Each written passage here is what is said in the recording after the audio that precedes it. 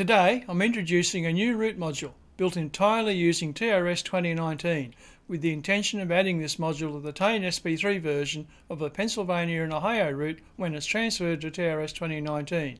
So let's get into it.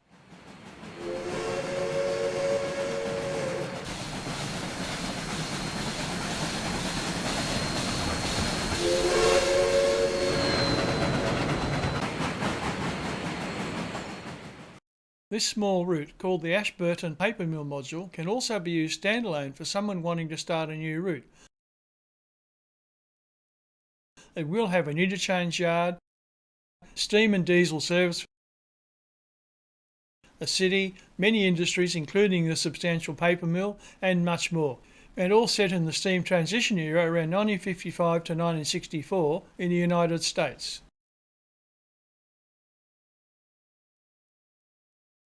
There are things you need to know about TRS 2019, in particular the beta version. Before you decide to develop a role in that version, I encourage you not to do your route development in the beta at this time. Use the early access version, that is version 96000. While there are still bugs of course, at least it's stable and you can learn the bugs as you go along and avoid them as a result. There have been at least 2 updates since the release of early access, and these updates have improved a number of things. But sometimes things have gone backwards too, with some negative effects, including several people who've reported on the forums losing a total route during development. DLC items previously available suddenly not. Scripts previously working suddenly not. And so on. For the development of this Ashburton Mill module, I've decided to stay with the early access version. While I suffer many of the problems of the beta release, I know what they are and I can take steps to avoid them. Plus I do a backup either at the start or end of every day. If I do a lot of development during the day, I might even back up twice. The save screens are poorly designed, so it's easy to do a save with the wrong option set the wrong way, and it's not always obvious, because depending on which way you get there, the options differ. And I found when I go back to using a session to make a video, there can be several sessions labelled default. I still don't know how to avoid that, so be aware.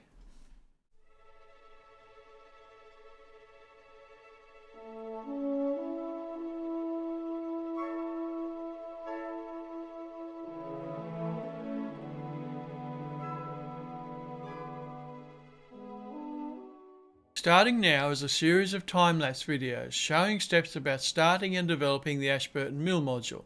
Each section will have a heading just before explaining what it's all about. Plus, I'll make comments during the video clips to explain particular things. I hope this is valuable to those of you thinking about starting your own route development. First step, and it's most important you get it right, as it may not be easy to change some aspects later, is setting the foundation for the route, including the name, the geographic information, working scale and unit of measure. You can see what I've set, but yours may be entirely different. During this early stage I always work with just the grid showing. Then I'll select the track type I want, at least at this time, and start laying track according to either my plan or sketch or whatever basis I'm working from. If I need to add a panel, I'll do so without pausing and continue. Here I am laying out the skeleton for the interchange tracks, adjacent to Ashburton City. Mind you, I don't really have any idea what form the city might take. If you've seen any of my previous tutorials on ladder tracks, you'll know exactly what I'm doing right now. Here is one of my best habits. I save regularly to minimise disruption and work lost in case of a crash. Even these are rare in early access, but not completely unknown.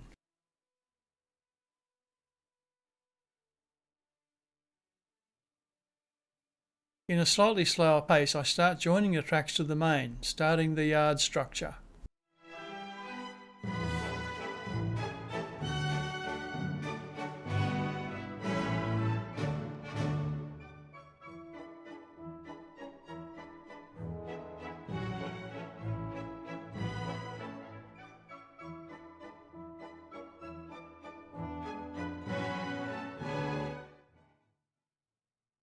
And finally, another save before taking a short break.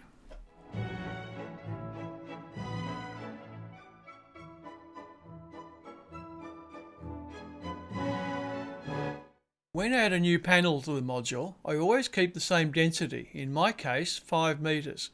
because if you mix densities, you get mismatches and you can get stutters. This may be a bug, I'm not sure about that. Plus I hate those repeating patterns when texture is just applied in mass. So in this video, I show there is a way to limit those grossly obvious patterns, and I'll explain it as we go. Once we've added the panel, and as we already have the texture selected, all I have to do is to get into the bottom of the texture panel, change the radius to maximum, and then select the small yellow crosshatch on the bottom right, which will bring up a new screen, which has a begin button on it. We hit the button and a new panel now has a fully textured surface, but you'll notice a very significant pattern which stands out like a dog's breakfast. We hold down the left or right square bracket, which on the correct key is just below the left or right parenthesis character and shown here, which when held down rotates the clock, also shown here. This shifts perspective enough to eliminate a regular pattern. It's that easy. And that ugly pattern is mostly gone.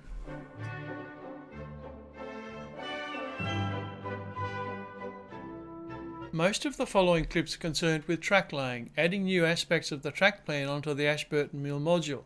Once again, I'll explain this as we go forward.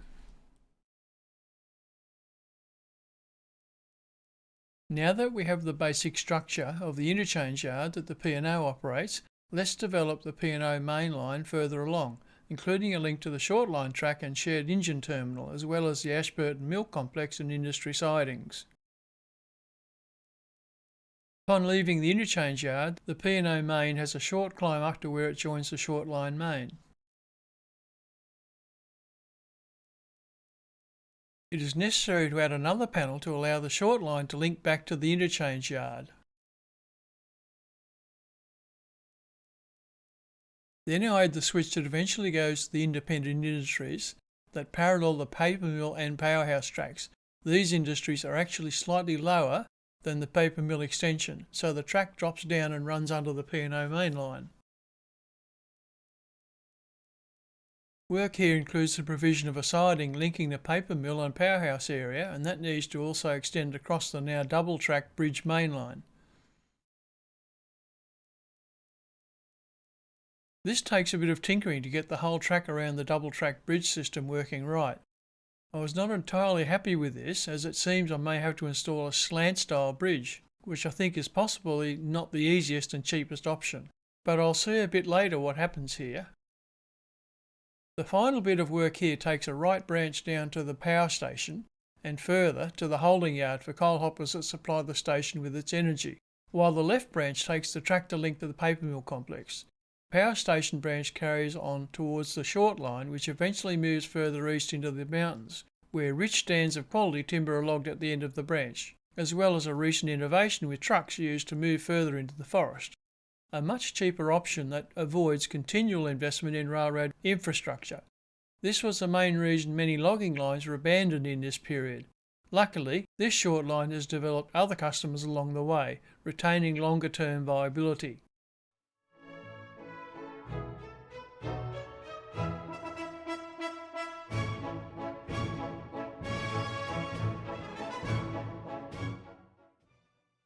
Here you can see the final track layout of the paper mill, the powerhouse, the holding yards for coal, and the industry precinct.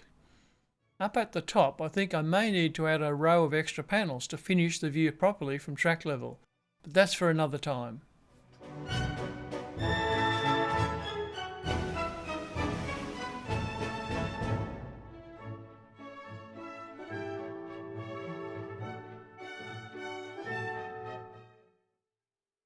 Here we will be laying the foundations of the Ashburton River and decide to extend west with an additional panel.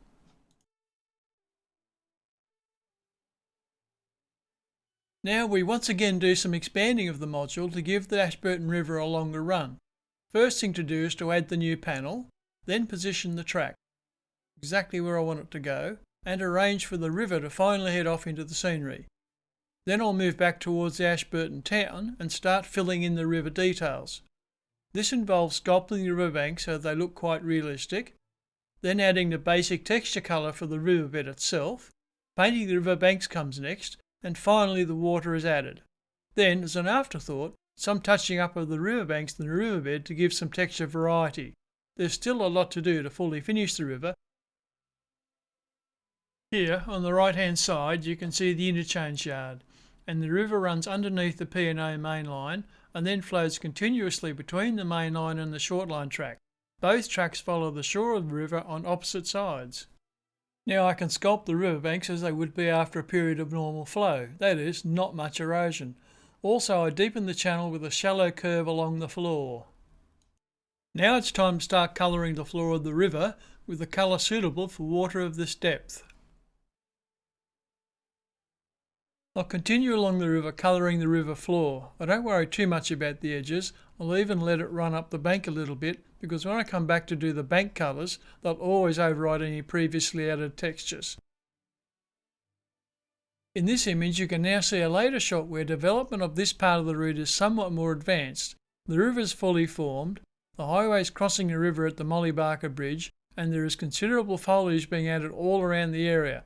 On the right hand side the P&O mainline continues straight ahead, while the short line on the left crosses the Ashburton River at the turn and starts working its way through the tunnel and up into the hills where all the timber is. In this clip we'll be adding power lines along the main highway and later on some of the other roads as well, and telegraph lines along the railway track, with some explanation of what the differences are. Power lines have two categories: high transmission towers, I have none of these in this module, and normal domestic and light industry power poles. Then we have telegraph lines, which were used by railroads for communications along the right of way, hence why they mostly follow the track. These were phased out in later years as radio became the norm. If you've reached this point and have enjoyed the video, or even better have learned something, congratulations. I'd like to encourage you to hit that subscribe button below the video, and also don't forget to gong the bell next to the subscribe button, because that ensures you'll get notified when new tutorials are uploaded to my YouTube channel. So, back to the video. In this clip I'll be adding some hills and contours onto the new panel, and improving the lake and the creek that fills it. I'll also be checking how one of the bridges looks with a train running underneath, and then, when I've decided it's just not right, how I replace it with an alternative bridge. This is something all route builders should be willing to do. That is, if it's not right, fix it, or get rid of it, or replace it. You'll always regret it later if you don't. This will be the last of my long clips for the moment. So as you watch this, you might notice I sometimes create steps in the height of the surrounding area, and this makes it easier and quicker to create any substantial increases in height in a way that you end up with a realistic contour. This hopefully matches what nature would provide in the landscape. I've often seen in some Trainz routes somewhat impossible landscape design, with incredibly steep hills that I think would have been washed away in the first heavy rain, but also would have created constant rock slides, which of course not what nature intended. That's why I spend some time making contour as realistic as I can. Once again, I should remind you that I'm not a US resident. Although I have visited many areas of the United States over the years and been flabbergasted by some of the scenic wonders that those lucky people get to see every day. The Australian continent, originally part of Gondwana land before it broke up, is one of the oldest and most stable continents in the world, and has been worn away over the eons to a point where some of the dizzy heights of the likes of the Rocky Mountains does not exist in this country. Our highest mountains on the mainland is Mount Kosciuszko, at 7,300 feet, which is why I've spent so much time researching what is the norm in them there United States. Sometimes I do download geographic information of a particular area and use that as my foundation, but more often than not I wing it, and hope that I'll get it right or near right. Let me know what you think. In this clip I'm creating a lake, and I'm trying to make it as realistic as possible, which includes adding features that make the very existence of the lake possible. In this case, modelling a creek running down the hill which feeds water into the lake. I've often seen lakes of similar size in various Trainz routes and have often wondered where the water came from. Sometimes the surrounding land is lower than the lake apart from an artificial increase of the land immediately surrounding the lake. I think such geographic features are fairly rare. Perhaps the exception is where rainfall into the lake is sufficient to keep it filled, which itself is rare indeed. Anyway, so I hope you like my lake. Detailed features are yet to be finished, of course.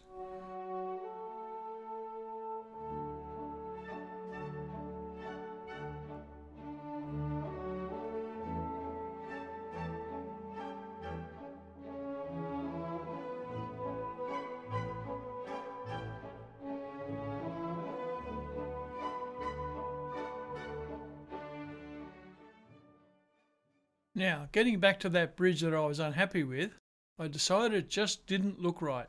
The colours weren't very realistic, also it probably didn't represent the year the track was laid. But apart from all that, I just didn't like it. So I'm going to replace it with a good old-fashioned steel fabricated bridge. Okay, that eyesore is gone. So firstly, I'll just recontour the cutting of the track running underneath the bridge. And now we can start positioning a suitable truss girder bridge. So after positioning the bridge as near as possible to match the track, I'll just adjust the bridge height and connect the tracks. Then I'll tinker with the banks of the cutting and add the abutment, or if you prefer abutment, whichever is the correct pronunciation, fine tune the embankment and track contours, and it's done. Now, just a quick look at the finished product. However, I have a slight problem with embankment, which I'll fix shortly.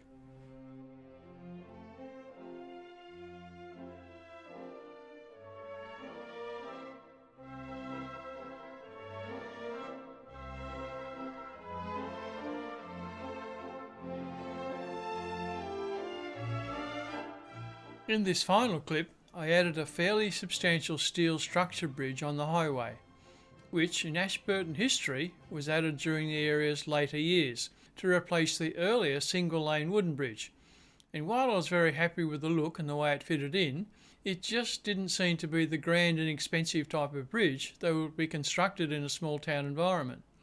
So, rather than abandon the idea, I invented a story as to how and why it came about, and I present that to you in this short clip. Please use the comments below the video to tell me what you think about the bridge and its appropriate place on the Ashburton Mill Module. As it's told in council records, Molly Barker was the town mayor, one of the first female mayors in the state during the 1950s era, and decided the old single lane bridge needed to be upgraded. However, her intention got the better of her, and she commissioned the grand steel structure you see there today, and named it the Molly Barker Bridge. The cost of this extravagance almost sent the council bankrupt, and lost Molly her position. She did stay for a while as the records clerk, but was never again in the public eye. So she paid the price for her contempt of common sense as well as her inflated ego. Now locals refer to the bridge as Molly's Folly, adding further insult to injury. I've also made up a story about the Ashburton Mill Module itself and its history, but I may cover that in the next chapter of the Ashburton Mill Module. I always have at least one item in a route to allow me to indulge in fantasy.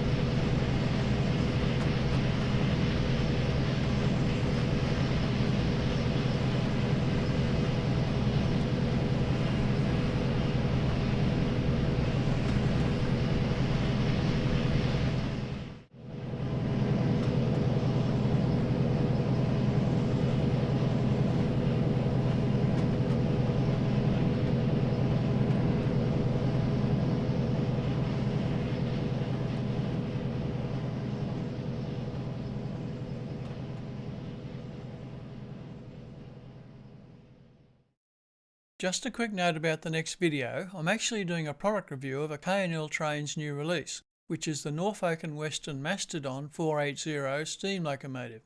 I'll be including some prototype information, video clips of the locomotive on various routes, and a quick run through of the models available. This pack is referred to by Steve Lero as a mega pack, with more items than I can count and an incredible price. Well worth watching.